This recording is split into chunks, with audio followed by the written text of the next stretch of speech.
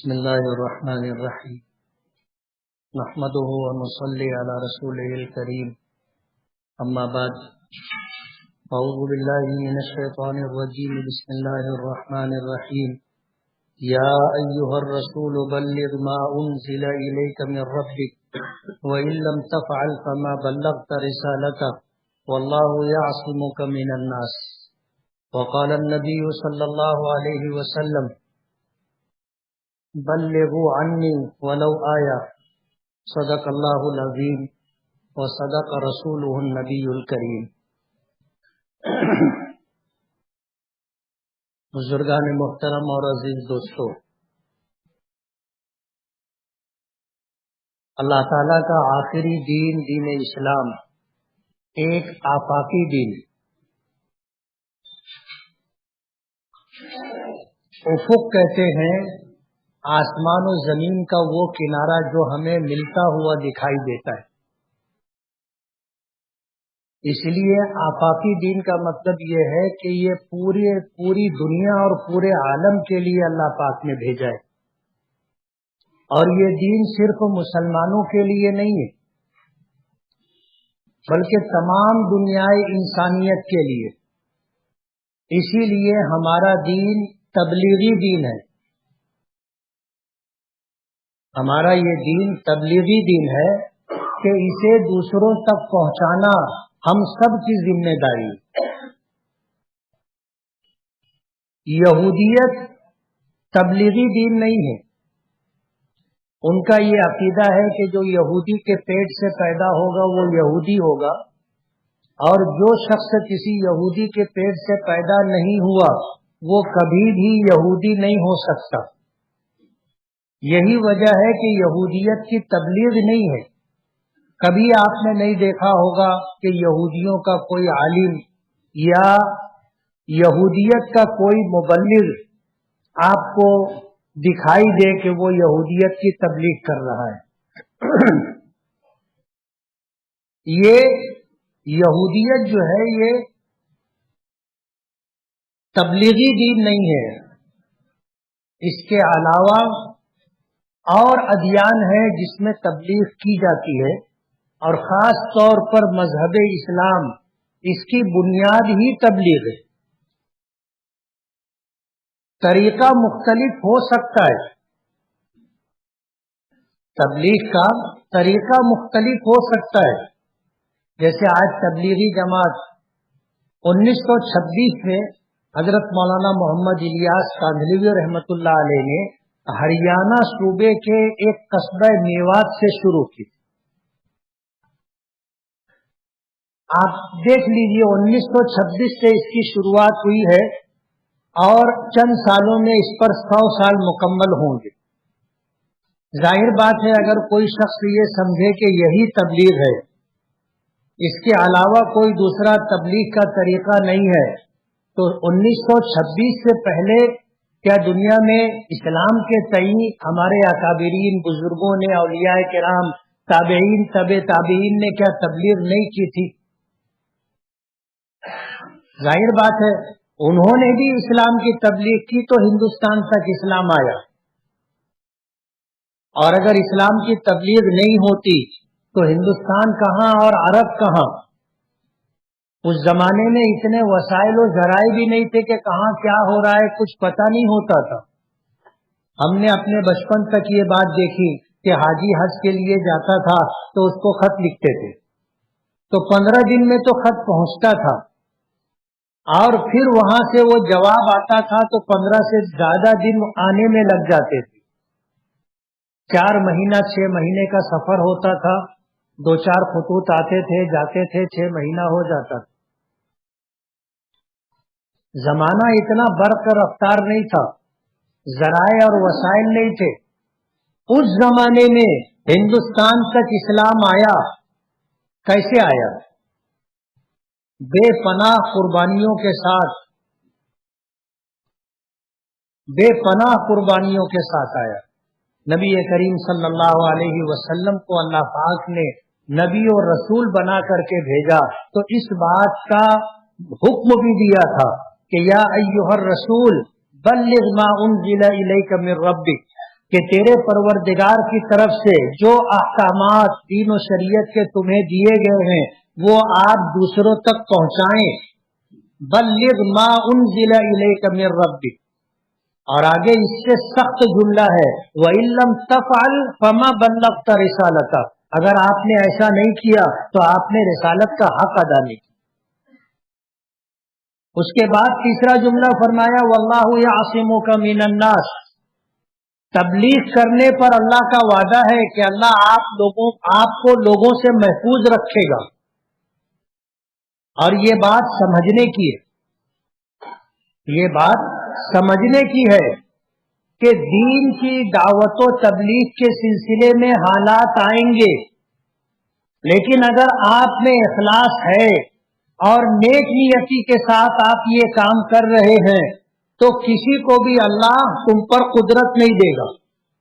واللہ یعصمک من الناس. اللہ آپ کو لوگوں سے بچا کر کے رکھے گا، آپ کی لوگوں سے حفاظت کرے گا. یہ اللہ کا وعدہ ہے. نہ کوئی شخص روک سکتا ہے، نہ برادری روک سکتی ہے، نہ سماج روک سکتا ہے، اور نہ حکومتیں روک سکتی. دعوت و تبلیغ کی محنت کو دنیا کی کوئی طاقت روک نہیں سکتی. یہ وہ کام ہے جو چلتا رہے گا، اور کرنے والے نیک نیتی اور اخلاص کے ساتھ کریں گے تو کوئی ان کا بال بیکا بھی نہیں کر سکے گا. یہ اللہ کا وعدہ ہے اور ہمارا ایمان ہے اللہ کی بات پر. واللہ یعصمک من الناس. اللہ تعالیٰ آپ کو لوگوں کے شر سے بچائے گا، محفوظ رکھے گا.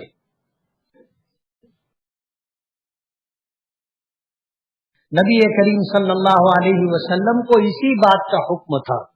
آپ لوگوں کی مجلسوں میں جاتے تھے، خصوصی عمومی ملاقات کیا کرتے تھے.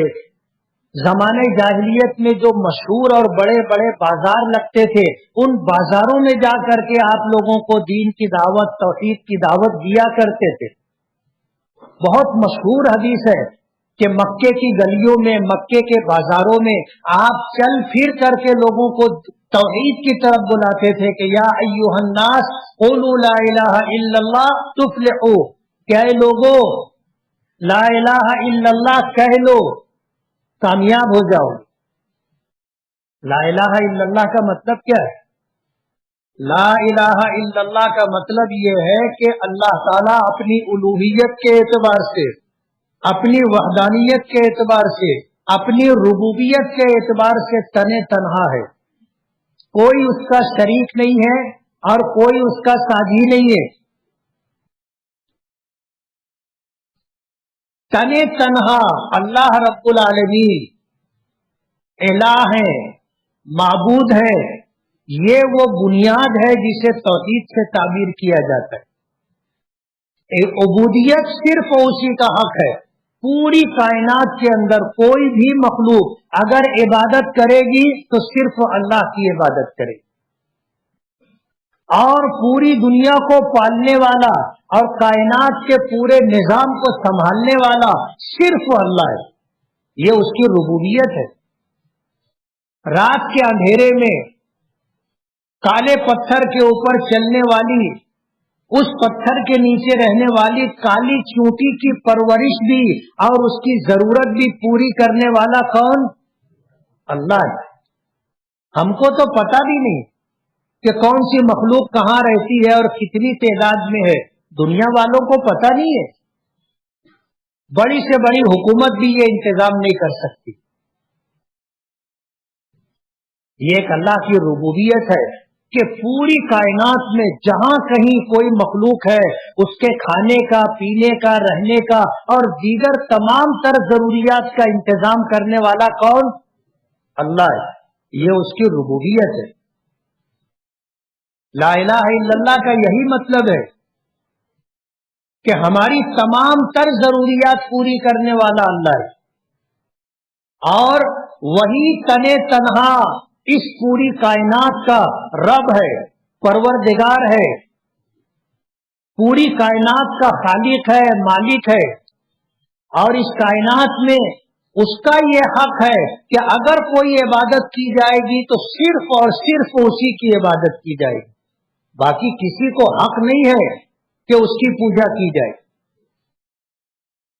اللہ کے بعد ان انسانوں میں سب سے بڑا مقام و مرتبہ سرکار دو عالم صلی اللہ علیہ وسلم کا، لیکن عبادت اور پوجا صرف اللہ کی جائے۔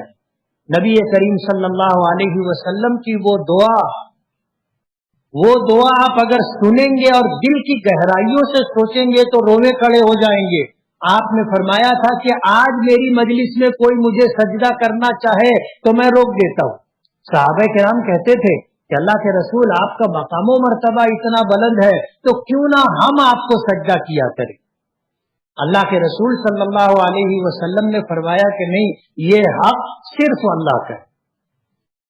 اور آپ نے پھر یہ فرمایا کہ لو كنت آمر احدا ان يسجد لأحد لأمرت النساء ان يسجدن لأزواجهن، اگر اس روئے زمین پر میں کسی کو حکم دیتا اور اجازت دیتا کہ وہ کسی کو اللہ کے علاوہ کسی کو سجدہ کرے تو بیویوں کو حکم دیتا کہ وہ اپنے شوہروں کو سجدہ کیا کرے۔ یعنی میاں بیوی کے درمیان جو فرق مراتب ہے اس کا تذکرہ حضور نے فرمایا کہ ایک عورت کے اوپر سب سے زیادہ حق اس کے شوہر کا ہوتا ہے، ماں باپ کا بھی نہیں ہوتا۔ جن گھرانوں میں شوہر کے احکامات کو نظر انداز کر کے اگر بیوی اپنے ماں باپ کے احکامات کو لے کر چلتی ہے وہ گھر ٹوٹ جاتا ہے۔ اس گھر میں رہنے والوں کی زندگی خوشگوار نہیں رہتی۔ نبی کریم صلی اللہ علیہ وسلم نے خود کو تو سجدہ کرنے سے منع کیا کہ کوئی مجھے سجدہ کرے، اور آپ نے ایک پیغام بھی دیا کہ اگر میں کسی کو سجدہ کرنے کا حکم دیتا تو بیویوں کو کہتا کہ وہ اپنے شوہروں کو سجدہ کیا کرے، لیکن سجدہ کس کا حق ہے؟ اللہ کا حق ہے۔ اللہ کے علاوہ کسی کو سجدہ نہیں کیا جائے گا۔ عبادت میں سب سے زیادہ وہ قریبی عبادت جب بندہ اللہ سے قریب ہوتا ہے وہ سجدے کی حالت ہوتی، اس لیے سجدے کے ساتھ تمام عبادتیں اسی سے مربوط اور وابستہ ہے کہ اللہ کے علاوہ کسی کی عبادت نہیں ہوگی۔ نبی کریم صلی اللہ علیہ وسلم نے ساری زندگی دعوت و تبلیغ کا کام کیا، ساری زندگی ہمیشہ اسی ادھیڑ بن میں رہتے تھے، اسی فکر میں رہتے تھے۔ اللہ پاک کو کہنا پڑا کہ لعلک باقع نفسک علی الا یکونوا مؤمنین، اگر یہ ایمان نہیں لائیں گے تو کیا آپ اپنے آپ کو ہلاک کر لیں گے؟ آپ کا کام پہنچانا ہے، بس ماننا نہیں ماننا، کرنا نہیں کرنا، قبول کرنا نہیں کرنا، یہ سننے والوں کا کام۔ آپ کا کام نہیں ہے کہ کسی کی گردن پکڑیں اور زبردستی اس کو سجدہ کروائیں، آپ کا کام نہیں ہے۔ آپ کا کام صرف پیغام پہنچانا ہے، جس کو تبلیغ کہتے ہیں، اور یہ ذمہ داری امت مسلمہ کے ہر فرد کی۔ سرکار دو عالم صلی اللہ علیہ وسلم خاتم النبی ہے، آخری نبی، آپ کے بعد کوئی نبی نہیں آئے گا، لیکن خیر کا یہ کام چلتا رہے۔ اللہ پاک نے اپنے نبی کے ذریعے اس امت کے ایک ایک فرد کو اس کا ذمہ دار بنایا ہے۔ آپ گھر سے نکل رہے ہیں، کسی کو آپ نے دیکھا، آپ نے کہا کہ اذان ہو گئی، یہ بھی تبلیغ۔ کسی سے آپ نے کہا کہ چل بھائی نماز پڑھ لیتے ہیں، یہ بھی تبلیغ۔ کسی کو آپ نے دیکھا کھڑے ہو کر پانی پی رہا، آپ نے کہا کہ پانی بیٹھ کر کے پیے، بھی تبلیغ۔ طریقہ مختلف ہے۔ یہ 3 دن اور چلہ اور سال لگانا، یہ مولانا محمد الیاس صاحب رحمت اللہ علیہ کا اپنا طریقہ ہے، اس سے اختلاف ہو سکتا ہے، لیکن تبلیغ سے کسی کو اختلاف نہیں۔ طریقے سے اختلاف ہو سکتا ہے، نظریات سے اختلاف ہو سکتا ہے، لیکن دعوت و تبلیغ سے کسی کو بھی انکار نہیں۔ کوئی بھی مسلمان کسی بھی مسلک کا ماننے والا ہو وہ تبلیغ کا منکر نہیں ہے۔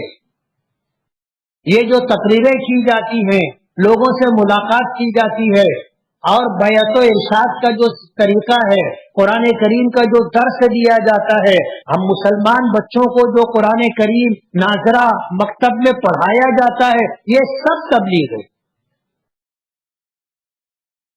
اور شروع دن سے یہ کام ہو رہا ہے۔ نبی کریم صلی اللہ علیہ وسلم کے دست حق پرست پر کوئی ایمان قبول کرتا تھا تو وہ کہتا تھا، پوچھتا تھا کہ میرا کیا کام، میری کیا ذمہ داری؟ تو حضور فرماتے تھے جو میرا کام ہے وہ تیرا کام، جو میرا کام ہے وہ تیرا کام ہے۔ سرکار دو عالم صلی اللہ علیہ وسلم سے پہلے جتنے انبیاء کرام علیہم الصلوۃ والسلام گزرے، ان کی امتوں کو دعوت و تبلیغ کی ذمہ داری نہیں دی گئی تھی۔ انبیاء کرام علیہم الصلوۃ والسلام کام کرتے تھے، ان کے جو حواری تھے جن کو ہم صحابی کہتے ہیں، وہ ساتھ میں ہوتے تھے، اور جب دعوت و تبلیغ کی جہاں ضرورت ہوتی تھی اللہ کسی کو نبی و رسول بنا دیتا۔ 1,24,000 سے زائد انبیاء کرام آئے، ان کا کام ہی یہی تھا۔ اللہ نے کسی قوم کی طرف، کسی برادری کی طرف، کسی شہر کی طرف اللہ نے ان کو ذمہ داری دے کر کے بھیجا تھا، وہ جا کر وہاں دعوت و تبلیغ کا کام کرتے تھے۔ یہ سلسلہ چلتا ہوا جناب رسول اللہ صلی اللہ علیہ وسلم تک پہنچا، تو اللہ کے رسول صلی اللہ علیہ وسلم کو اللہ نے سید المرسلین بنایا تھا، خاتم النبیین بنایا تھا، رحمت للعالمین بنایا تھا، کہ پوری کائنات کے لیے آپ کا وجود رحمت ہے۔ آپ تمام نبیوں اور رسولوں کے سردار ہیں، اللہ نے آپ کو آخری نبی بنایا ہے، یعنی نبوت اور رسالت کا جو زرین سلسلہ تھا اس کے اختتام پر مہر اللہ پاک نے لگائی جناب رسول اللہ صلی اللہ علیہ وسلم کے ذریعے۔ آپ آخری نبی ہیں، اب قیامت تک آپ کے بعد کوئی نبی نہیں، کوئی نبی نہیں۔ اب ظاہر بات ہے اللہ کا یہ دین کیسے پھلے گا، پھولے گا، دوسروں تک کیسے پہنچے گا، تو یہ ذمہ داری اللہ پاک نے امت محمدیہ کو عطا کی۔ آپ سوچو وہ کام جو اللہ پاک نبیوں سے لیا کرتے تھے، تو اس کام کی وجہ سے ان کا مقام و مرتبہ کتنا بلند تھا کہ پوری دنیا انسانیت میں سب سے بلند مقام اگر کسی جماعت کا ہے تو وہ نبیوں کی جماعت۔ وہ کام اللہ پاک نے ہمیں اور آپ کو دیا ہے، وہ ذمہ داری جو نبیوں کی تھی وہ ذمہ داری اللہ پاک نے ہمیں اور آپ کو دی، اور یہ کوئی معمولی انعام نہیں ہے، اور یہ کوئی معمولی نعمت نہیں ہے، ہم لوگ نہیں سمجھ پاتے۔ یہی وجہ ہے کہ نہ سمجھنے کی وجہ سے اتنی بڑی نعمت، اتنا بڑا انعام، اتنا بڑا مقام اللہ پاک نے ہمیں دیا اور ہمیں اس کی قدر نہیں۔ مؤذن اذان دیتا ہے، یہ بھی تبلیغ ہے۔ مسجد میں مؤذن اقامت کہتا ہے، یہ بھی تبلیغ ہے۔ یہ اس کے مختلف طریقے ہیں، اللہ کا دین لوگوں تک پہنچے، اللہ کے دین کی طرف لوگوں کو بلایا جائے، یہ ہے دعوت و تبلیغ۔ سعودی حکومت نے ایک غیر واضح حکم جاری کیا، اور اسی غیر واضح حکم کی وجہ سے آج دنیا بھر میں اختلاف ہے۔ عام طور پر یہ سمجھا جا رہا ہے کہ جماعت تبلیغ کے اوپر سعودی حکومت کی طرف سے پابندی عائد کی گئی ہے۔ کچھ لوگوں کا خیال یہ ہے کہ ایک مخصوص جماعت ہے افریقہ کی الاحباب کے نام سے، ان پر پابندی۔ غیر واضح حکم ہونے کی وجہ سے ہم اور آپ فیصلہ بھی نہیں کر سکتے، فیصلہ ان کو ہی کرنا ہے، بات ان کی ہے، پابندی کے احکامات ان کے ہیں، اس لیے وہ واضح کریں گے کہ یہ احکامات کن لوگوں کے لیے۔ لیکن بظاہر یہ دکھ کر کے آتا ہے کہ دعوت و تبلیغ پر، یعنی یہ تبلیغی جماعت کا جو طریقہ کار ہے، اس پر سعودی حکومت نے پابندی عائد کی ہے۔ 3 دن بولو، چلہ بولو، 3 چلہ بولو، 4 مہینہ بولو، یا سال घर बोलो या मस्जिद में किताबी तालीम बोलो, 2.5 घंटे की तरतीब बोलो, लोगों से उमूमी खुसूसी मुलाकात बोलो, इस पर सऊदी हुकूमत ने पाबंदी लगाई है। सबसे ज्यादा दुख की बात और अफसोस का मकाम यह है कि इस जमात के ऊपर दहशतगर्दी का इल्जाम लगाए।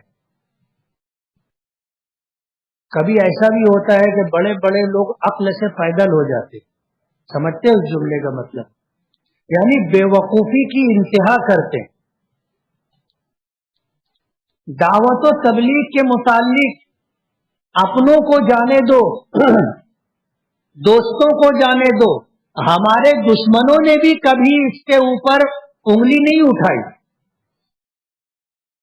एक बहुत मशहूर जुमला, पता नहीं किसने कहा, लेकिन चलता हुआ जुमला है कि तबलीगी जमात आसमान के ऊपर और जमीन के नीचे की बात करती। आपने भी सुना होगा, आसमान के ऊपर की और जमीन के नीचे की बात करती। उनको इस दुनिया से कुछ लेना देना नहीं है। किसी भी हुकूमत को तबलीगी जमात से कभी भी खतरा महसूस नहीं हुआ। दुनिया इस बात को मानती है कि ये पुरअमन लोग हैं, ये अमन और शांति का पैगाम देने वाले लोग हैं। इन्हें हुकूमतों से, सियासत से, सियासी लोगों से कोई लेना देना नहीं। ये अपना काम करते हैं और इनका पैगाम है और इनकी गुफ्तगू का एक दायरा तय है कि भाई छह बातें, बस इसी पर बात होगी। 6 बात से हट करके 7वीं बात नहीं होगी। और 6 बातों का खुलासा दुनिया ये समझती है कि ये आसमान के ऊपर और जमीन के नीचे की बात है। इसलिए मैंने शुरू में ये बात कही कि दावत व तबलीग के तरीके में इख्तिलाफ हो सकता है कि भाई ये तरीका तुमने शुरू किया सही नहीं है, ये तरीका होना चाहिए, या हम जो तरीका इस्तेमाल कर रहे हैं ये सही है, तुम्हारा तरीका सही नहीं है। इसमें इख्तिलाफ हो सकता है, लेकिन नफ्स दावत तबलीग में किसी का इख्तिलाफ नहीं है। हर जमात यही काम करती है। आज मस्जिद की मिंबर से और मस्जिद की मेहराब से और खुसूसी उमूमी मुलाकात से, मदरसों में किताब व सुन्नत की तालीम से, कुरान मजीद में दर्स कुरान से, मकातिब और मदारिस में हमारे बच्चों को जो नूरानी कायदा या एक्सटर्नल कायदा पढ़ाया जाता है, कुरान करीम पढ़ाया जाता है, ये सब दावत व तबलीग। इसलिए इसको समेटना और ये समझना कि जो काम मैं कर रहा हूं यही सही है, जो शख्स मेरे तरीके पर काम नहीं कर रहा है वो गलत कर रहा है, ये सोच गलत है। माजी में कुछ लोगों ने कहा था कि जमात तबलीग का जो काम है ये नूह अलैहिस्सलातु वस्सलाम की कश्ती की तरह है, जो इसमें आएगा वो नजात पा जाएगा और जो नहीं आएगा वो डूब जाएगा।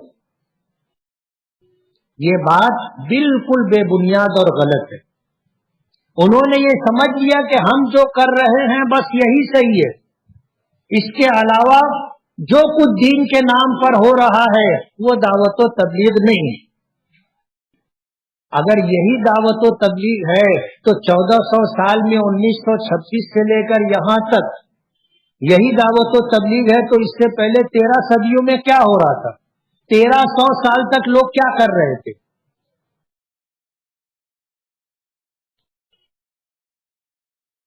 हमें जो बात कहनी है, 2 बात मुझे कहनी है। एक बात तो ये कहनी है कि दावत व तबलीग की जिम्मेदारी हम में से हर एक की, तरीका अलग अलग हो सकता है।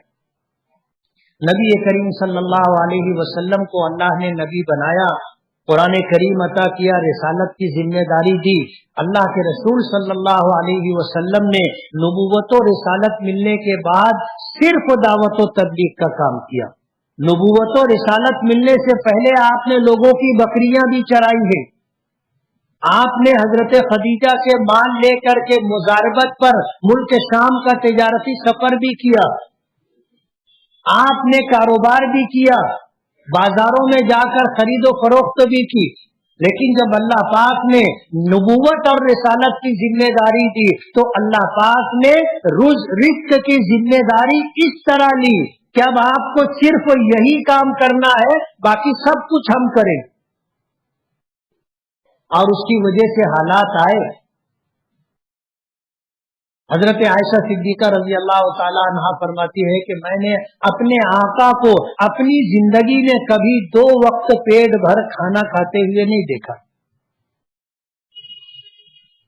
حضرت عائشہ فرماتی ہے کہ اللہ کے رسول صلی اللہ علیہ وسلم کے گھر میں 1 چاند 2 چاند 3 چاند دکھ جاتا تھا، چولہا نہیں جلتا تھا. تو ان کے بھانجے نے پوچھا تھا کہ خالہ پھر گزارا کیسے ہوتا تھا؟ تو فرمایا بالاسودین، 2 کالی چیزوں پر، پانی اور کھجور، بس، اور گھر میں کچھ نہیں ہوتا تھا. کبھی کبھی کوئی انصاری پڑوسی تھا، وہ نبی کریم صلی اللہ علیہ وسلم کے لیے 1 پیالہ دودھ بھیج دیا کرتا تھا.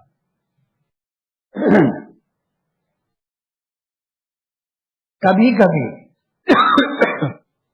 یہ حالات تھے. اللہ نے پالا، اللہ نے پالنے کی ذمہ داری لی. اللہ رب ہے، سب کا گزارا ہوتا ہے. حضور کا زمانہ نبوی زمانہ 40 سال 23 سالہ نبوی زمانہ گزر گیا. اللہ کے رسول نے نبوت ملنے کے بعد پھر یہی کام کیا.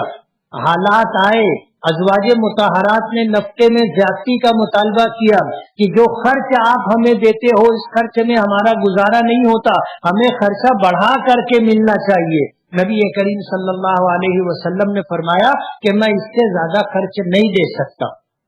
تمہیں اگر میرے ساتھ رہنا ہے تو رہو، نہیں رہنا ہے تو تمہیں آزادی ہے.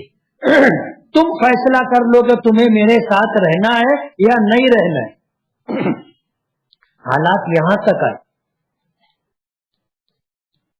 تمام بیویوں کو آپ نے اختیار دیا تھا. حضرت عائشہ صدیقہ رضی اللہ تعالی عنہا سے بہت زیادہ لگاؤ تھا اور یہ غیر اختیاری بات تھی. تو اور حضرت عائشہ کی عمر بھی کم تھی، تو نبی کریم صلی اللہ علیہ وسلم نے ان کو اختیار دیا تو مشورہ بھی دیا. مشورہ یہ دیا کہ کوئی فیصلہ کرنے سے پہلے اپنے ماں باپ سے پوچھ لینا، اس کے بعد فیصلہ کرنا. گھر کی تنگی، خرچ کی کمی کی وجہ سے حالات یہاں تک کے آئے، لیکن تمام بیویوں کا فیصلہ یہی تھا کہ اللہ کے رسول ہمیں آپ کے ساتھ رہنا ہے. حضرت عائشہ صدیقہ رضی اللہ تعالی عنہا کو جب حضور نے مشورہ دیا تو حضرت عائشہ نے فوراً جواب دیا کہ اللہ کے رسول مجھے اس معاملے میں فیصلہ لینے کے لیے اپنے ماں باپ سے مشورہ کرنے کی بات بہت دور کی ہے. میرا ابھی فیصلہ ہے کہ مجھے آپ کے ساتھ رہنا ہے. ہر تکلیف گوارا ہے لیکن آپ کی رفاقت چھوڑنا گوارا نہیں. حالات آئے، ساری زندگی نبی کریم صلی اللہ علیہ وسلم نے یہی کیا. اور جب آپ کے دنیا سے جانے کا وقت آیا، حجۃ الوداع کے موقع پر آپ نے میدان عرفات میں، میدان مینا میں لوگوں سے پوچھا تھا، الا هل بلغت، لوگوں تم مجھے بتاؤ اللہ نے جو ذمہ داری مجھے دی تھی، جو پیغام قرآن کی شکل میں، حدیث کی شکل میں دیا تھا، وہ میں نے تم تک پہنچایا یا نہیں پہنچایا؟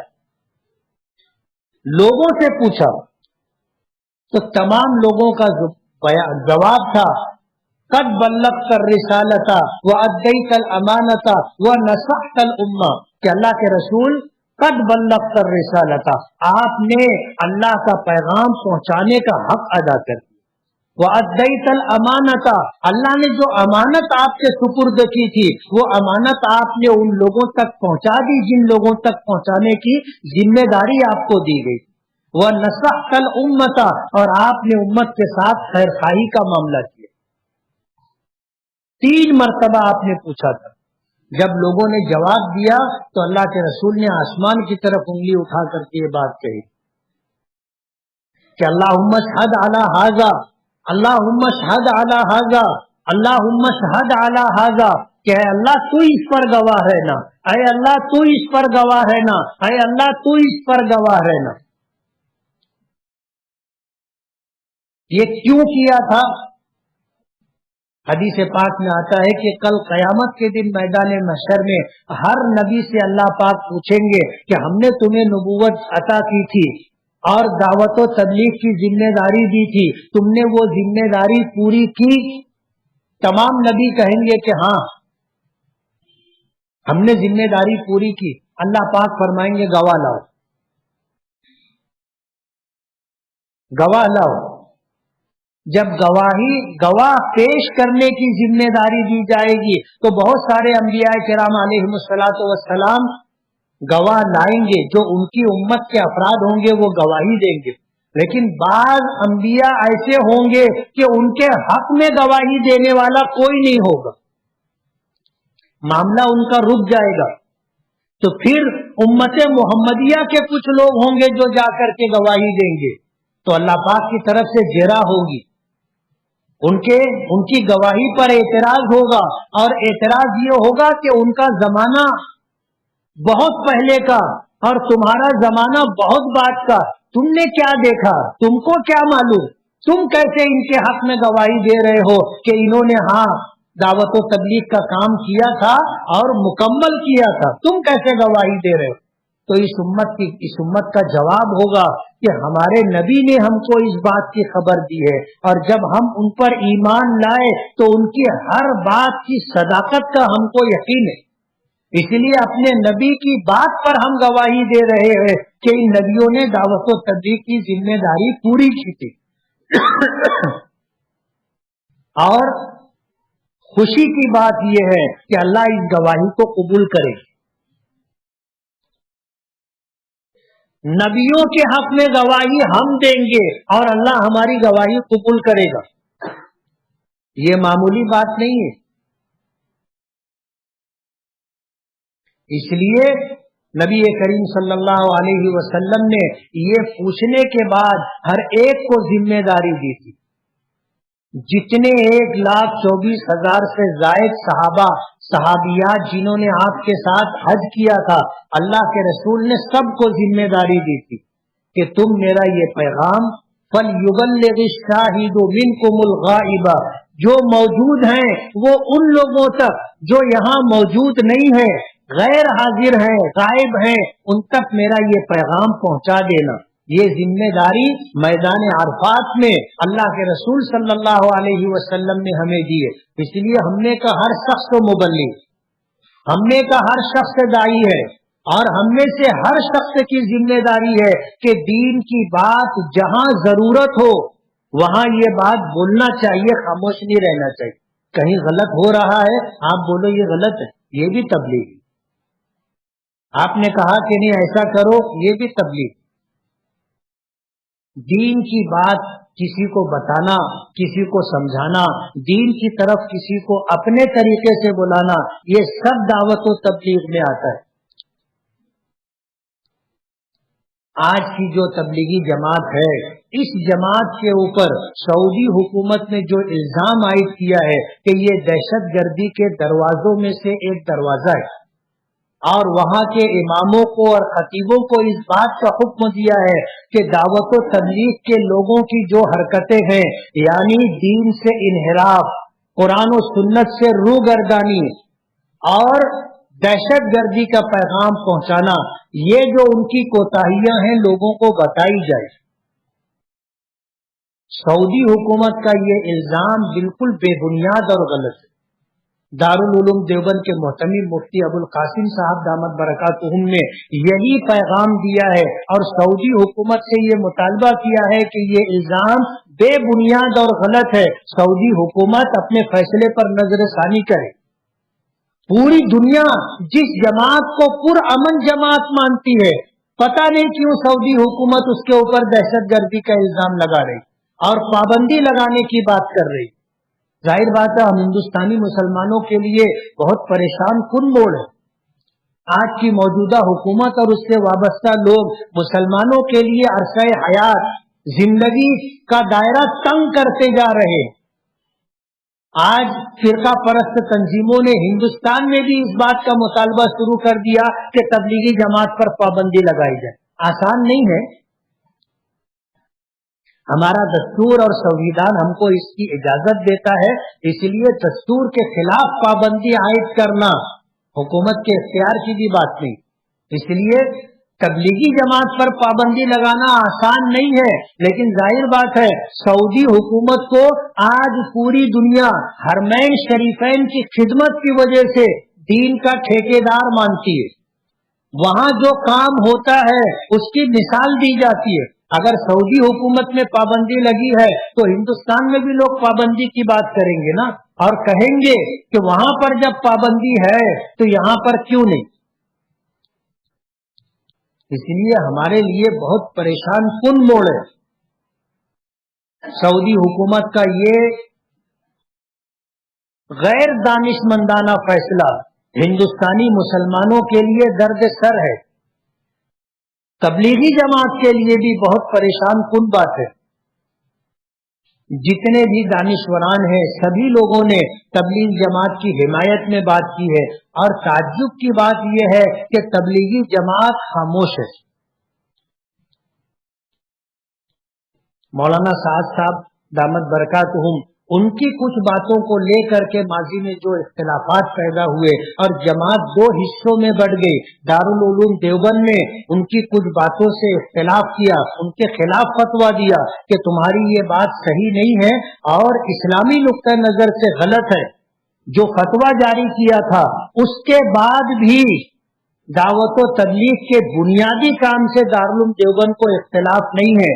आज दारुल उलूम देवबंद की तरफ से वहां के मोहतमीम और वीसी की तरफ से ये पैगाम आया है कि सऊदी हुकूमत अपने फैसले पर नजरसानी करे और तबलीगी जमात के ऊपर जो दहशत गर्दी का इल्जाम आयद किया जा रहा है ये बिल्कुल बेबुनियाद और गलत है, इसे वापस लेना चाहिए।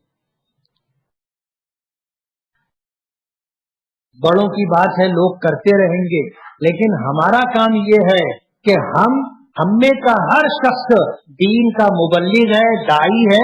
हम में के हर शख्स की जिम्मेदारी है कि दीन की एक बात अगर हमें मालूम है तो दूसरों तक पहुंचाना है और बताना है, और जब जरूरत और मौका हो उस मौके पर रोकना और टोकना चाहिए, बोलना और बताना चाहिए। ये है दावत व तबलीग और ये हमें करना है। आलिम का दावत व तबलीग का मकाम अलग है, मुफ्ती का अलग है, काजी का अलग है, बादशाह वक्त का अलग है, आम शख्स का अलग है, पढ़े लिखे का अलग है, बेपढ़े लिखे का अलग है। हर आदमी अपनी वाकफियत और अपनी जानकारी के मुताबिक लोगों की जो है रहनुमाई करेगा, लोगों को रास्ता बताएगा। ये हम में के हर शख्स की जिम्मेदारी है। नबी करीम सल्लल्लाहु अलैहि वसल्लम का पैगाम है, फल युबल्लिग शाहिदु मिनकुमुल गाइब। मैं हज के मौके पर जो लोग थे उनको पैगाम दिया था कि जो यहाँ मौजूद हैं वो उन लोगों तक जो मौजूद